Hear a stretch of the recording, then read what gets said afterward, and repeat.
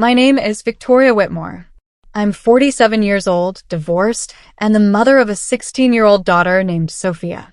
I spent 15 years working inside my father's construction company in Ohio before he quietly edged me out after my divorce. I'm not someone who exaggerates or makes empty threats. I keep records, contracts, emails, trust documents, every single piece of paper that might matter someday. So when the invitation to my father's 70th birthday arrived with gold embossing and read, "Heirs only. No dead ends. Don't bring your daughter," I didn't cry. I didn't scream. I didn't call him to argue. Instead, I walked calmly to my filing cabinet, pulled out a folder I'd been maintaining for years, and started making phone calls. Because I don't start fights. But I absolutely finished them. The envelope arrived on a Tuesday afternoon, delivered by courier instead of regular mail. That alone told me something significant was happening. My father never spent money on courier services unless he wanted to make a statement. The paper was heavy, expensive, cream-colored with gold embossing along the edges. I opened it standing in my kitchen while Sophia sat at the table doing calculus homework, her dark hair falling across her face as she concentrated. The invitation was formal, printed in elegant script, 70th birthday celebration for Charles Whitmore. Saturday, June 15th, 6 o'clock evening. Riverside Country Club. Then below the main text in smaller letters, "Heirs only. No dead ends.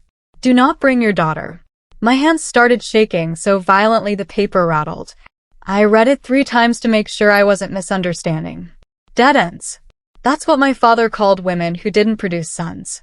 That's what he'd called me since my divorce 8 years ago. I stared at Sophia, completely absorbed in her homework, brilliant and determined, and everything a parent could hope for.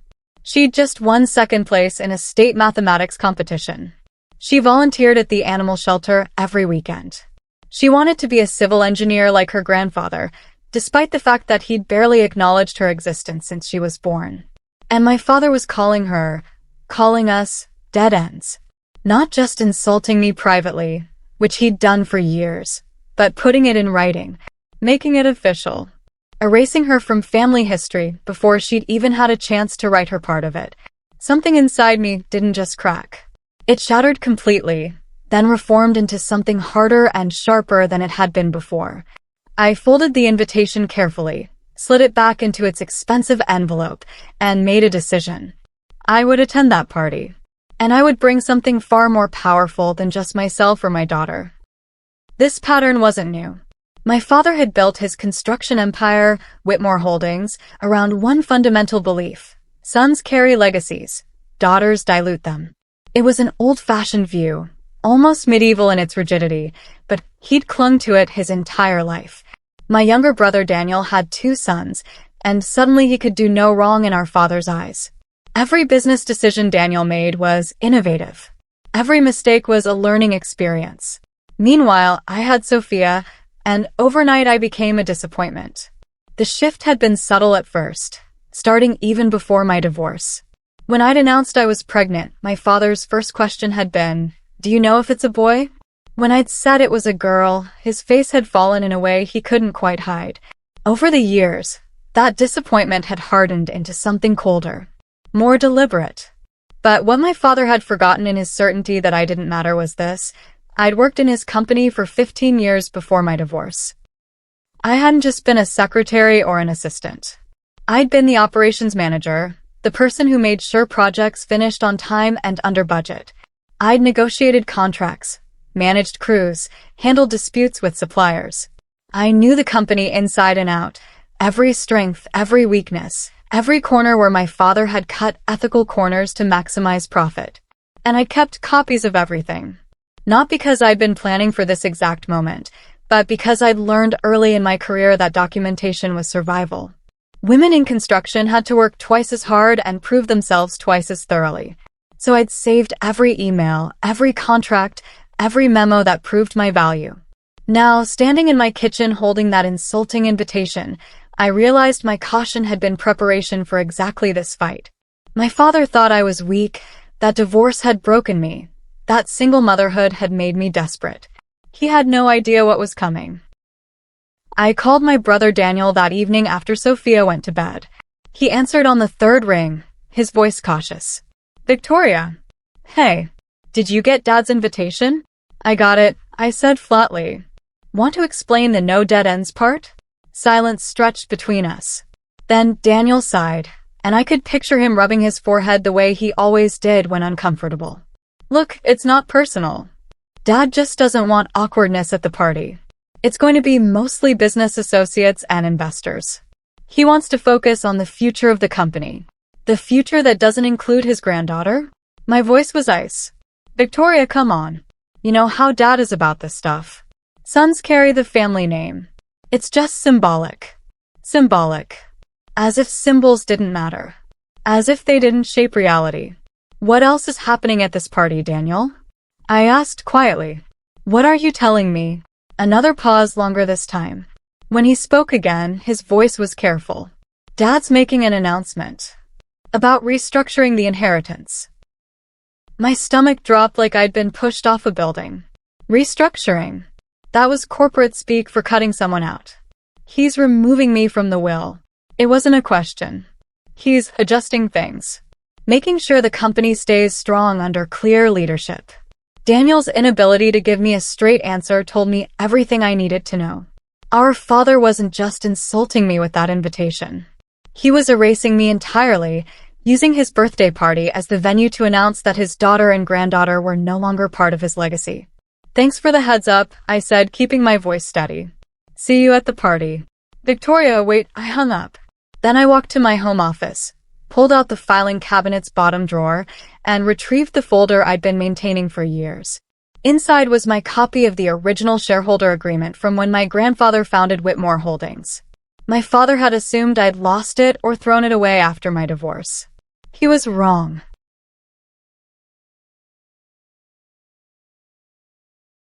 I spread the documents across my desk and started reading by lamplight, the house quiet around me.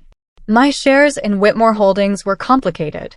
When my grandfather had died 15 years ago, he'd left ownership divided between his two children, my father and my Aunt Beatrice, who'd passed away 5 years later. Aunt Beatrice's shares had gone to her children, but a portion had been set aside in trust for me and Daniel.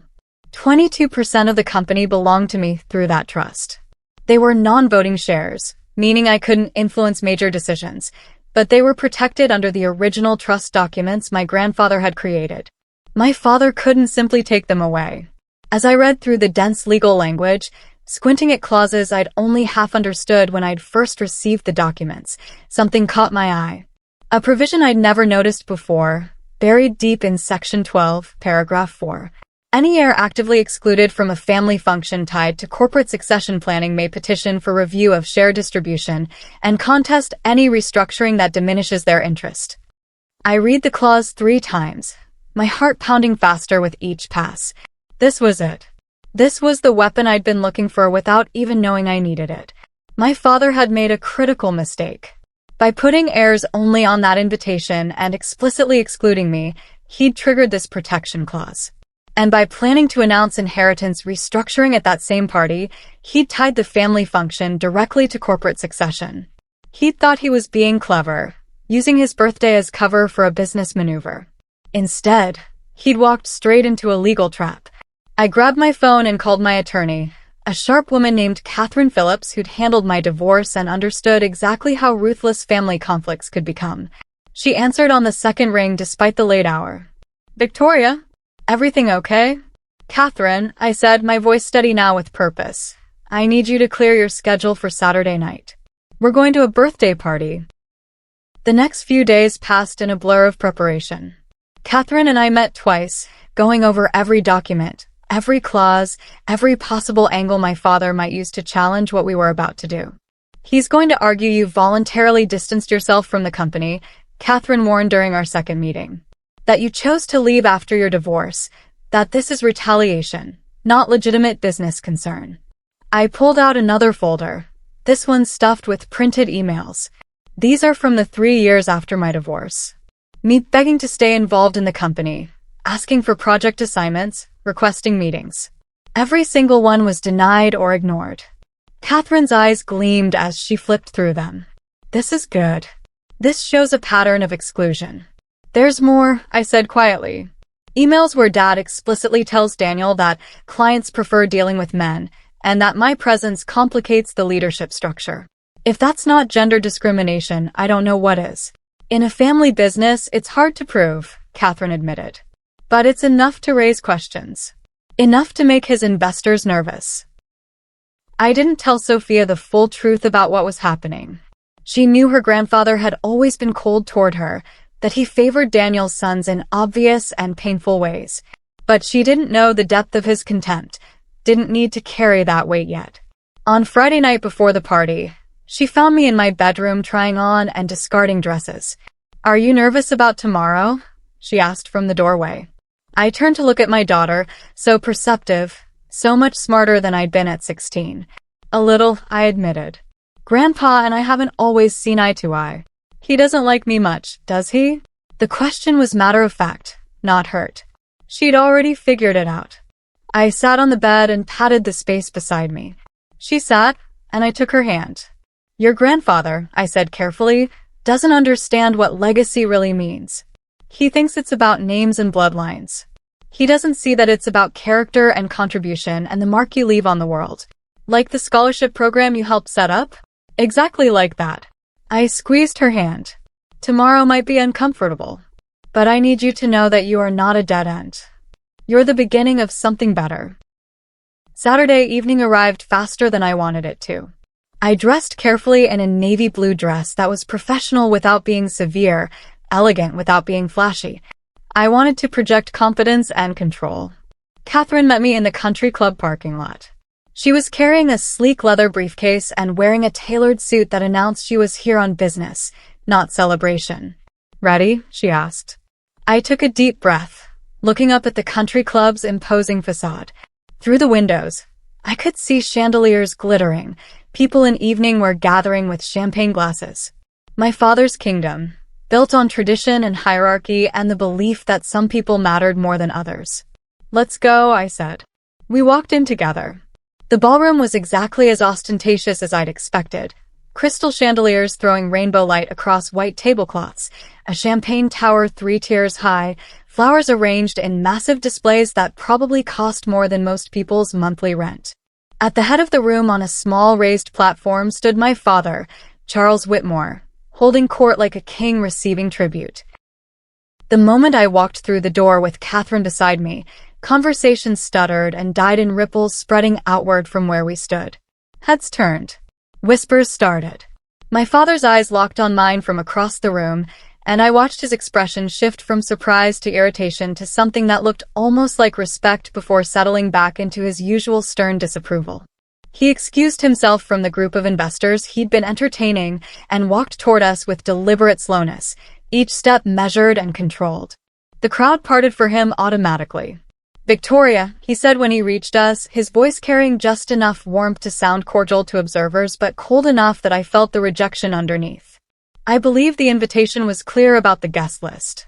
I smiled, keeping my expression pleasant. "Oh, it was crystal clear, Dad. Heirs only. No dead ends. Don't bring your daughter." I paused, letting the ugly words hang in the air between us where nearby guests could hear. "And I brought exactly what you asked for."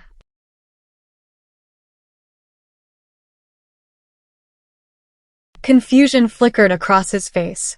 "You didn't bring Sophia." "No," I agreed calmly. "I brought my lawyer." I gestured to Catherine, who stepped forward with a professional smile and extended her hand. "Catherine Phillips, Estate and Corporate Law." "Pleasure to meet you, Mr. Whitmore." My father didn't take her hand. The color was rising in his face now, that familiar flush that meant his temper was building. "This is a family celebration," he said tightly. "Legal counsel isn't necessary or appropriate." "I disagree," Catherine said smoothly.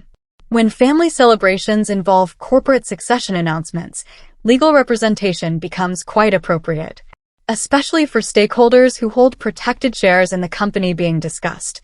Gasps rippled through the nearby guests. Several investors I recognized from company meetings turned to stare openly now. My brother Daniel materialized from somewhere in the crowd, his face draining of color as he took in the scene. This was going exactly as I'd planned. My father's carefully orchestrated evening was already crumbling, and I'd barely started. My father recovered quickly. I had to give him credit for that. Decades of running a business had taught him how to pivot under pressure. "I don't know what you think you're accomplishing here," he said, his voice dropping to a tone meant only for us. "But you're embarrassing yourself in front of very important people." Am I? I kept my voice equally quiet but let steel creep into it. Or am I simply participating in a family celebration as an heir? That is what the invitation specified, isn't it? He opened his mouth to respond, but Catherine cut him off with professional politeness. "Mr. Whitmore, perhaps we could clarify the evening's agenda? I understand you plan to announce restructuring of inheritance arrangements. As Mrs. Morrison's legal counsel, I'd like to request specific details about how this restructuring affects her protected 22% share in Whitmore Holdings." The people standing nearby were openly eavesdropping now, no longer pretending to have their own conversations. My father's jaw tightened so hard I could see the muscles jumping. "This is a private family matter," he said through clenched teeth. "And I am family," I said, projecting my voice just loud enough that the expanding circle of listeners could hear clearly. "Or have you decided to restructure that relationship too?" For a moment, I thought he might actually lose his temper completely, might start yelling in front of everyone. But Charles Whitmore hadn't built a successful company by letting emotion override calculation. Instead, he smiled, cold and sharp as a knife. "Ladies and gentlemen," he announced, raising his voice to address the entire ballroom. "Thank you all for coming to celebrate with me tonight. Before we continue, I'd like to address an uncomfortable situation." The room fell completely silent. Everyone turned to face us, champagne glasses frozen halfway to lips, conversations abandoned. This was it. The moment where he'd try to control the narrative, to spin this in his favor. "My daughter Victoria has apparently decided to make a scene," my father continued, his tone regretful but firm. "I want everyone to know that she voluntarily distanced herself from family business matters after her divorce 8 years ago. She chose independence. Chose to build a separate life. Now she seems to regret that choice." The murmurs that followed his statement were sympathetic, exactly what he'd wanted. He was rewriting history in real time, turning my forced exclusion into voluntary departure, making my fight for recognition look like sour grapes from someone who'd walked away and now wanted back in. Daniel was nodding along, backing up the false narrative. Several investors I'd worked with years ago looked uncomfortable but said nothing. I felt Catherine tense beside me, ready to jump in, but I raised my hand slightly. "This part was mine." "That's an interesting version of events," I said clearly, pitching my voice to carry across the now silent room. "Would anyone like to see the actual evidence?" Before my father could object, I pulled out my phone and walked to the large screen that had been set up for his birthday slideshow. With Catherine's help the night before, I'd loaded everything onto a presentation file. One tap of my phone, and the screen came alive. Emails. Dozens of them. All sent from me to my father over the past 8 years, all asking to stay involved, to contribute, to remain part of the family business I'd helped build. The first email was dated 3 months after my divorce was finalized. "Dad, I'd like to discuss returning to work once things settle down. I miss the projects and the team." His response, forwarded in the thread, "Not a good time. Focus on your daughter." The second email, 6 months later, "I heard the Johnson project needs an operations manager. I'd love to throw my hat in the ring." His response, "Position has been filled internally." A third, a year after that, "Please let me come to the quarterly planning meeting. I still own shares. I should be involved in major decisions." His response, "Presence of former spouses complicates leadership structure. Best if you remain distant." I let the emails scroll slowly, one after another, 3 years worth of me begging to stay connected and him systematically shutting me out. The room had gone completely silent. Several people were taking out their phones, probably photographing the screen. My father's face had gone from flushed to pale. "These emails," I said quietly, "tell a different story than voluntary distance. They tell a story of deliberate exclusion." I switched to a different folder. More emails, these ones between my father and Daniel, which I'd obtained through discovery during an unrelated business dispute Daniel had been involved in. The timing had been fortunate. In one exchange, my father wrote explicitly, "Victoria's presence sends the wrong message to clients. They prefer dealing with men, especially in construction. Keep her at arm's length." In another, "We need strong male leadership going forward. Daniel and his sons represent that. Victoria and her daughter are complications." I let that last word hang in the air. Complications. That's what he called his own flesh and blood. The silence in the ballroom was no longer just attentive. It was uncomfortable, heavy with judgment. Several investors were exchanging glances, and not the supportive kind my father had been hoping for. One of them, a man named Harold Brennan, who sat on our board of directors, stood up slowly from his table. "Charles," he said carefully, "discrimination in family business succession is problematic. It exposes the company to significant liability." Other heads nodded. Another investor spoke up. "Brand reputation in construction is everything right now. ESG standards, diversity initiatives, these things matter to contracts." My father's carefully planned birthday celebration was transforming before his eyes into a crisis management session. His attempt to gracefully announce my disinheritance had become a public relations disaster, but he wasn't finished fighting. He never had been. "You want to talk about discrimination?" he said, his voice rising now with genuine anger. "Let's talk about duty, obligation, legacy. I built this company from nothing. My father built it from nothing. We did that so it could be passed to sons who would carry the name forward, who would raise sons of their own. That's how legacies work." He turned to face me directly, pointing. "You gave me no grandsons. You ended our line. You chose divorce over family stability. You chose your independence over your obligations. And now you want to stand here and demand what? A participation trophy for showing up." The words were designed to wound, to make me react emotionally, to prove I was unstable and vindictive. I felt them hit like physical blows. But I didn't flinch. "I gave you a granddaughter," I said, my voice trembling with controlled fury, "who is smarter, kinder, and more capable than half the people in this room. Including me. Including you." The room stirred with uncomfortable murmurs. Some sounded sympathetic. "Sophia just won second place in the state mathematics competition," I continued, my voice getting stronger. "She beat 3,000 other applicants. She volunteers at the animal shelter every weekend. She wants to be a civil engineer, wants to follow in your footsteps, even though you've never given her a single reason to respect you." I paused, letting that sink in. "She's the legacy you're throwing away because she doesn't have a Y chromosome. And that doesn't make you traditional or strong. It makes you small." Applause started somewhere in the back of the room. Scattered at first, then growing. Not everyone. Daniel looked furious. Several of my father's oldest friends looked offended. But enough people that it mattered. Enough that the balance had shifted. My father stared at me like I was a stranger, someone he'd never seen before. Maybe I was. Catherine chose that moment to step forward again, her briefcase open. "Mr. Whitmore, I'd like to formally notify you of Mrs. Morrison's intent to contest any restructuring that diminishes her protected shares in Whitmore Holdings. As outlined in Section 12, Paragraph 4 of the original trust documents established by your father, any heir who is actively excluded from family functions tied to corporate succession has grounds for review." She pulled out a document and held it up so the investors and board members present could see. "This invitation," she said clearly, "which explicitly excludes Mrs. Morrison's heir and labels her branch of the family dead ends, constitutes active exclusion.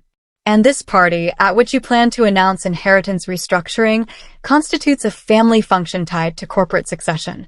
She handed the document to Harold Brennan, the board member. "We're filing this petition Monday morning. Until it's resolved, any restructuring of share distribution will be suspended pending legal review." My father's face went through several colors in rapid succession. White, red, purple. "That clause is archaic," he managed. "It hasn't been invoked in 40 years. "Precedent doesn't require frequency," Catherine replied smoothly. "It requires validity. And this clause is valid under current corporate law." Harold was reading the document carefully, his expression grave. Another board member, a woman named Carolyn Fox, stood and asked to see it as well. After a moment, Harold looked up at my father. Charles, she's right. This clause is binding. If you proceed with restructuring tonight, you'll open the company to a protracted legal battle. Our major investors won't tolerate that uncertainty. The Riverside project alone is worth $40 million, Carolyn added. We can't risk complications during that negotiation phase. Stability is essential. I watched my father's empire, the one built on certainty and control, start to crack. Not destroyed, not crumbling, but forced to bend in ways it never had before. Forced to acknowledge that his daughter wasn't a dead end but a shareholder with rights, with leverage, with power he couldn't simply dismiss. There's more, I said quietly, pulling out my final piece of evidence. Grandfather's original trust document has another provision you seem to have forgotten. Section 18. I projected it on the screen. The legal language was dense, but the core meaning was clear. Any decision to dissolve, sell, or fundamentally restructure Whitmore Holdings required unanimous consent from all shareholding heirs. Not majority. Unanimous. My father could control 51% of voting shares through various trusts and arrangements. Daniel could control another 27%. But I held 22% that were protected from dilution. And 22% was more than enough to block any major restructuring. You boxed yourself in, I said, looking at my father across the ballroom that had become a battlefield. You can't cut me out without my consent. And you can't restructure the company without my approval. Grandfather made sure of that specifically to prevent any one child from dominating. For the first time all evening, my father had no response. No clever pivot, no alternate narrative. He just stared at me with an expression I'd never seen before. It might have been respect. It might have been hatred. Probably both. The party dissolved shortly after that, guests leaving early with awkward goodbyes and promises to catch up soon that everyone knew were empty. 3 days later, I received a call from my father's personal attorney requesting a private meeting. I agreed on the condition that Catherine attended. We met in a conference room at his attorney's office, neutral territory. My father looked older than I'd ever seen him. The fight temporarily drained out of him.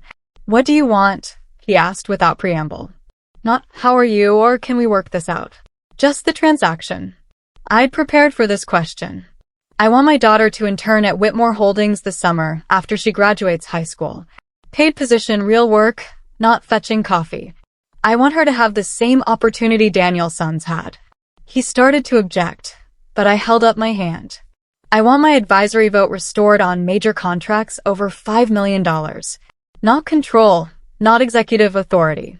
Just a voice at the table I helped build. And I want the company to launch a scholarship program for young women pursuing engineering degrees. Funded properly, promoted publicly, bearing grandmother Whitmore's name. 25. My father was silent for a long time. Finally he said, "That's all? You're not asking for money?" "For increased shares." "I don't want your money," I told him honestly. "I want acknowledgement. I want my daughter to know she matters. I want other girls to have opportunities that nobody tried to take from them." He signed the agreement that day. It wasn't an apology. He never apologized, not in words. But when Sophia started her internship 2 years later, he personally showed her around the office. When the scholarship program launched, he gave a speech about his mother that actually made me cry. And when Sophia was accepted to MIT's engineering program with a full scholarship, he called me directly. "Your daughter," he said, the words coming slowly like they hurt, "is remarkable." "I know," I replied. "I've always known." He never called us dead ends again. He never embraced us warmly either. But at the next board meeting, when major decisions were being discussed, there was a seat for me at the table. Not because he'd suddenly become enlightened or kind, but because I'd fought for it. Because I'd brought my lawyer to his birthday party and refused to disappear quietly. My father had wanted heirs. I'd shown him what an heir actually looked like. And she had my daughter's face.